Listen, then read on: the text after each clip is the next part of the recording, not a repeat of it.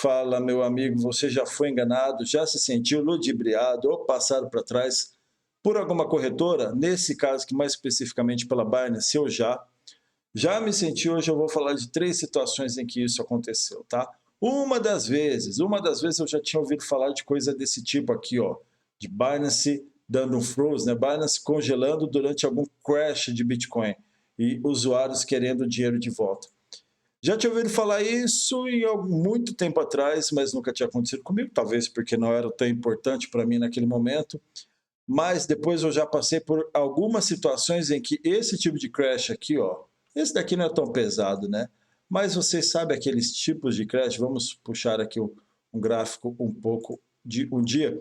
Esse tipo de crash aqui, sabe, galera? Esse tipo de crash, ou esse tipo de crash aqui, ó, em que no mesmo dia a gente, de repente, né, tem aqueles 1 minuto e o Bitcoin vai lá, se suicida, joga no penhasco. Então, justamente nesse tipo de momento, por exemplo, uma vez eu estava com uma operação de trade e simplesmente congelou, simplesmente não consegui encerrar minha operação. E outra situação, eu estava realmente acompanhando, já tinha deixado, realmente eu queria, talvez já tinha toda a estratégia traçada para alcançar um determinado valor e eu entrar ali com uma operação também.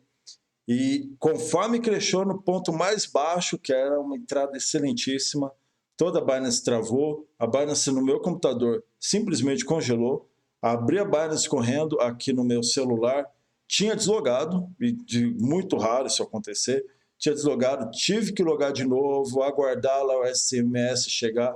No final das contas, já tinha, quando eu consegui entrar, já tinha tido o pico, já tinha, aliás, né, já tinha chegado lá no ponto mais baixo, já tinha subido.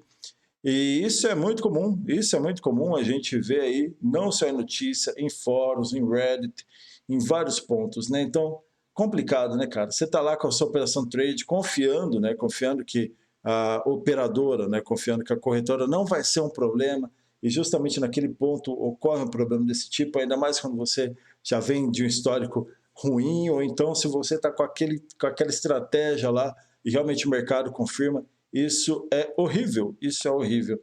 E com a Binance isso acontece.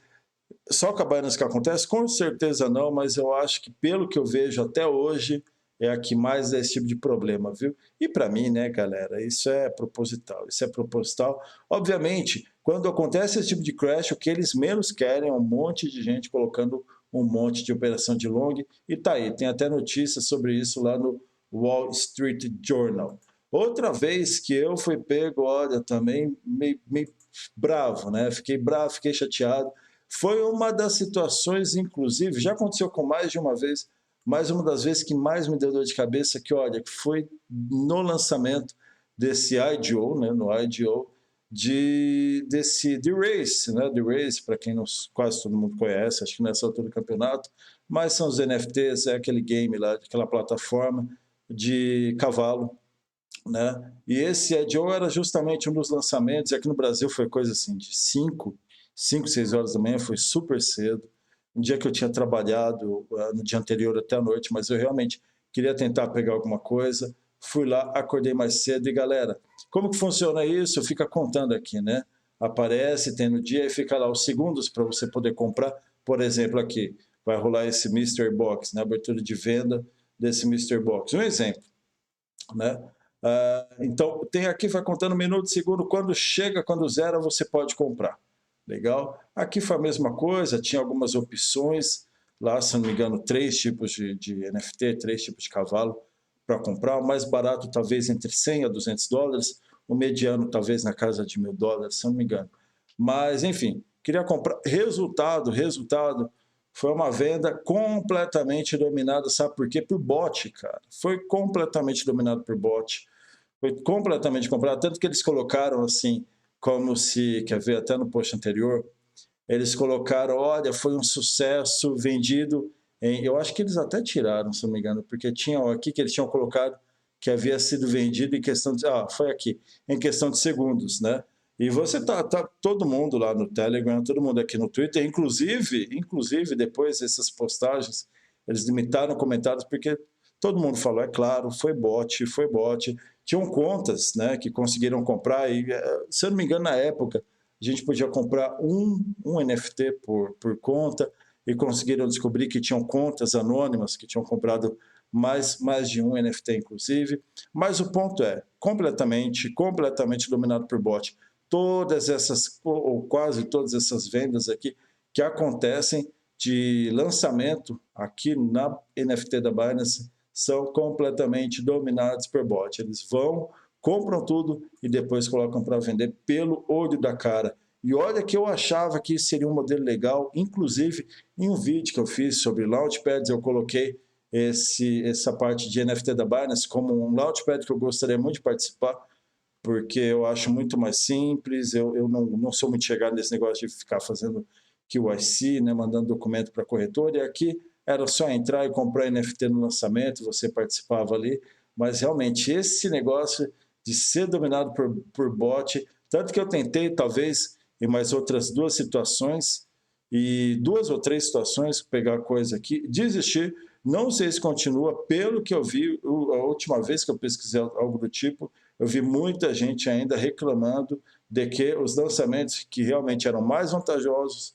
ainda estão sendo dominados por bots. E não me estranha, né?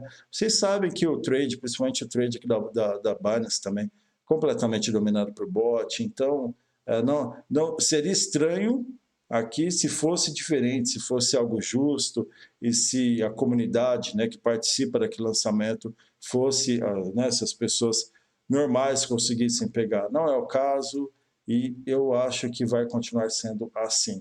E uma última vez, né, galera? Terceira vez, né? Terceira grande vez, ou, aliás, o terceiro tipo de problema que acontece por tantas vezes, que é justamente problema de saque na Binance. Tanto saque para Fiat quanto saque para cripto. Tudo bem que saque para Fiat, eu confesso que nas últimas vezes não tive problema, se bem que das últimas vezes que eu tentei usar, eu acabei usando por peer-to-peer, nem tentei pelo próprio sistema da Binance, mas eu acredito que não teve problema, não tem tido recentemente, mas já foram tantas vezes, eu já tive problema de ficar com crédito, com dinheiro travado, demorando para cair. Nós sabemos de uma série, muita gente que já teve problema com isso, e às vezes, né, vamos supor, às vezes é um capital, às vezes é um valor ali que para a pessoa é um valor extremamente importante, né, ainda mais que manda tudo de uma vez e ficar lá com o Fiat, seja BRL, seja o USD travado, é realmente um saco. Fora isso, problemas de cripto travado, né, a gente não conseguir puxar para uma rede. Aqui eu estou deixando até aqui na tela da Atom, o caso de rede suspensa. Isso porque teve um update da Atom, Binance colocou nota falando que ia suportar, só que é uma lentidão, é incrível. Tem update, tudo bem, tem upgrade que eles conseguem colocar rápido, mas na maioria das vezes parece que quanto mais a gente precisa, mais está contando, mais isso acontece. E demora, e não dá um motivo, e você vai no chat da Binance e aquela inutilidade que só, né? Fora que, dependendo do dia, você fica uma eternidade, passa um dia aí para ser atendido. Pelo menos essa foi a experiência que eu tive. Então, eu não confio na Binance para sacar. Não confio na Binance para sacar. Não dá para confiar, eu sempre... Sabe que vai ter um upgrade? Cara, já tira, né? De preferência, nem mantém o valor aí, porque é complicado. É aquele tipo de relação que a gente precisa, mas tem que evitar ao máximo, tem que tomar cuidado, tem que ficar sempre com o pé atrás. E eu falei de 3 pontos, né? Mas tem um 4º ponto que eu vou deixar meio que como se fosse um 3º ponto, que inclusive o canal lá do Voepa Bitcoin abordou lá um tempo atrás. E esse caso aqui foi o caso com a Symbol, para quem ainda não estava no mercado cripto.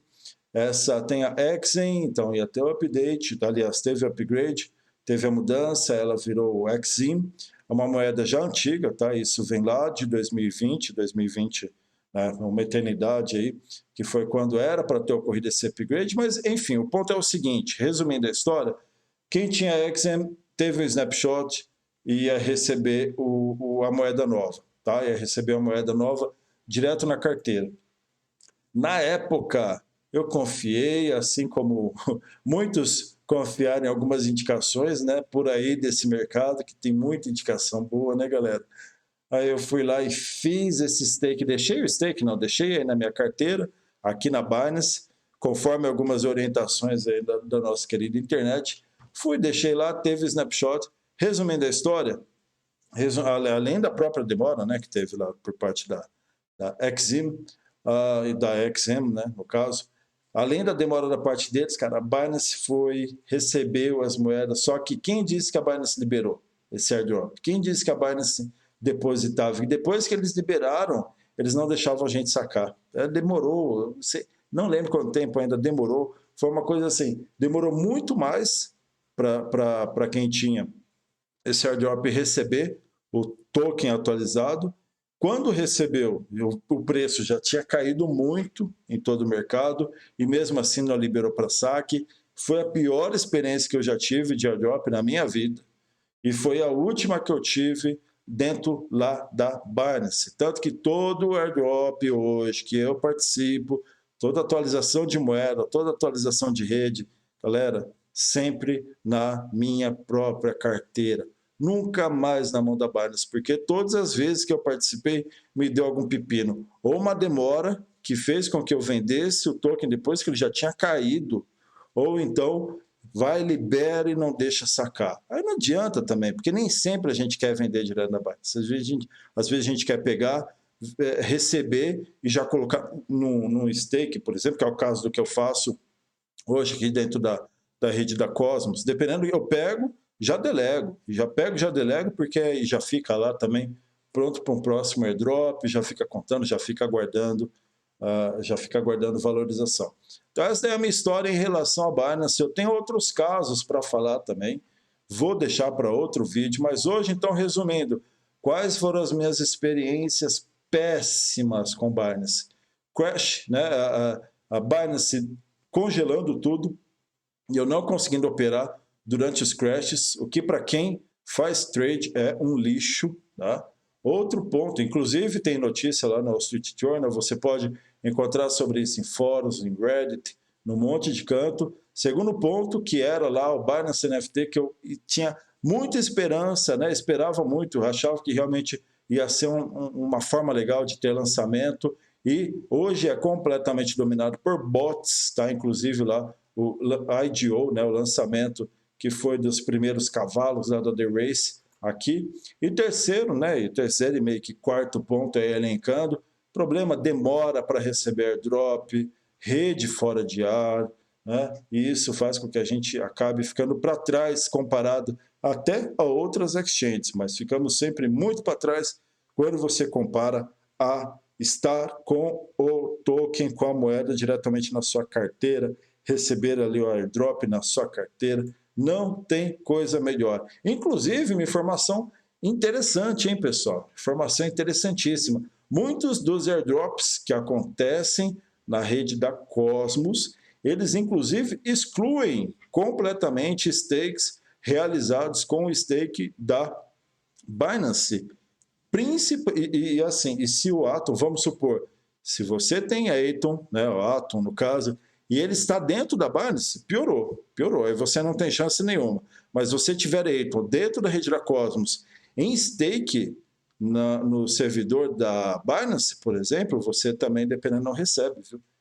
Também não recebe. Isso já é feito para evitar que as corretoras centralizadas tenham um poder de voto muito grande na rede, o que